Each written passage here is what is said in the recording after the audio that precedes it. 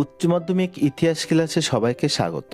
আজকের ক্লাসে আলোচনা করব 2024 সালে উচ্চ মাধ্যমিকের যে এবিটি কোশ্চেন পেপার বেরিয়েছে সেই কোশ্চেন পেপারের ইতিহাসের পেজ নাম্বার এসে 280 পেজের যে 16টি এসিকিউ কোশ্চেন আছে সেগুলি আলোচনা করব। 1.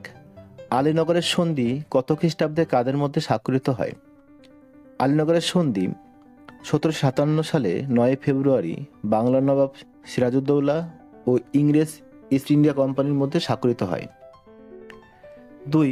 মার্কেন্টাইলবাদ বা বণিকবাদ বলতে কি বোঝায়? ইউরোপের একটি অর্থনৈতিক নীতি হল মার্কেন্টাইলবাদ, অর্থাৎ রাষ্ট্রকে অর্থনৈতিক ও বাণিজ্যিক দিক থেকে সমৃদ্ধ করার জন্য যে নীতিগুলি গৃহীত হয় তা বণিকবাদ বা মার্কেন্টাইলবাদ নামে পরিচিত। অথবা সোশ্যাল ডারউইনবাদের প্রবক্তাকে? Herbert Spencer. 3. ক্যাপ্টেন কুক কোন কোন দেশ আবিষ্কার করেন? হাওয়াই দ্বীপপুঞ্জ, অস্ট্রেলিয়া ও নিউজিল্যান্ড আবিষ্কার করেন। অথবা ফরাসি ইস্ট ইন্ডিয়া কোম্পানি কবে গঠিত হয়?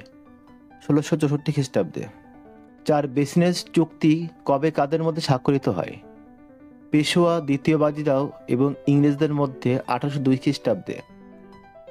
5. অন্ধকূপ হত্যা কি?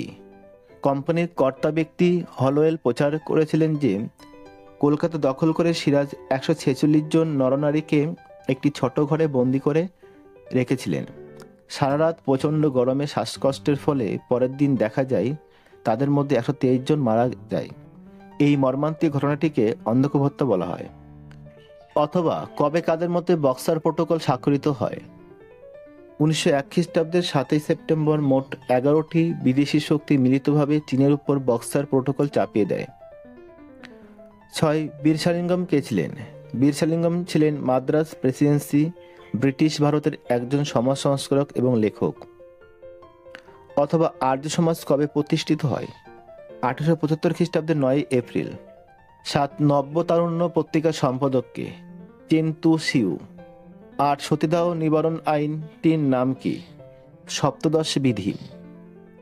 অথবা চার্লস উড কে ছিলেন? লর্ড ডালহৌসির আমলে শিক্ষা সংক্রান্ত বোর্ড অব কন্ট্রোলের সভাপতি। 9. অশ্বিনী সংকেত উপন্যাসটি কার লেখা? বিভূতিভূষণ বন্দ্যোপাধ্যায়ের লেখা। 10. ভারতীয়রা সাইমন কমিশন বর্জন করেছিল কেন? কারণ এই কমিশনে কোনো ভারতীয় প্রতিনিধি ছিল না।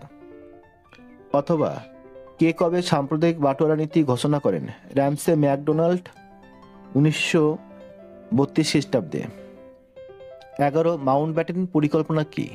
মাউন্টব্যাটেনের উপদেষ্টা লর্ড ইসমে ব্রিটিশ পার্লামেন্টে ভারত ভাগের পরিকল্পনা পেশ করেন, যা ভারতীয় স্বাধীনতা আইন রূপে পাশ হয়। এটি মাউন্টব্যাটেন পরিকল্পনা নামে পরিচিত। 12. হিটলারের পোল্যান্ড আক্রমণের উদ্দেশ্য কী ছিল? হিটলার পোল্যান্ডের ডানজিগ বন্দর এবং সেখানে যাতায়াতের জন্য পোল্যান্ডের ভিতর দিয়ে একটি রাস্তা দাবি করে। পোল্যান্ড এই দাবি অগ্রাহ্য করলে হিটলার 1939-এর 1 সেপ্টেম্বর পোল্যান্ড আক্রমণ করেন। এই ঘটনার মধ্যে দিয়ে দ্বিতীয় বিশ্বযুদ্ধ শুরু হয়। অথবা কে কবে আজাদ হিন্দ ফৌজ গঠন করেন? রাসবিহারী বসু আজাদ হিন্দ ফৌজ গঠন করে 1942 সালের 1 সেপ্টেম্বর সিঙ্গাপুরে। 13. ব্যালফুর ঘোষণা কি? ইংরেজ বিদেশ সচিব আর্থার ব্যালফু প্রথম বিশ্বযুদ্ধের সময় একটি ঘোষণাপত্র জারি করেন। এতে বলা হয় প্যালেস্টাইনের ইহুদিদের জন্য জাতীয় বাসভূমি গড়ে তোলার সচেষ্ট হবে ব্রিটিশ সরকার। 14. সাদ্দাম হোসেন কে ছিলেন? সাদ্দাম হোসেন ইরাকের প্রেসিডেন্ট ছিলেন 1979 থেকে 2003 সাল পর্যন্ত। 15. ইন্দোচীন কবে কার কাছ থেকে স্বাধীনতা লাভ করে? ইন্দোচীন 1954 সালে ফরাসিদের কাছ থেকে স্বাধীনতা লাভ করে। 16. ভারতের মহাকাশ কর্মসূচির জনক কাকে বলা হয়? ডক্টর বিক্রম সারাভাইকে। ক্লাসটি ভালো লাগলে লাইক করো, তোমাদের বন্ধুদের শেয়ার করো, আর যারা আমার এই চ্যানেলে নতুন তারা অবশ্যই চ্যানেলটিকে সাবস্ক্রাইব করো। আবার দেখা হবে পরের ক্লাসে।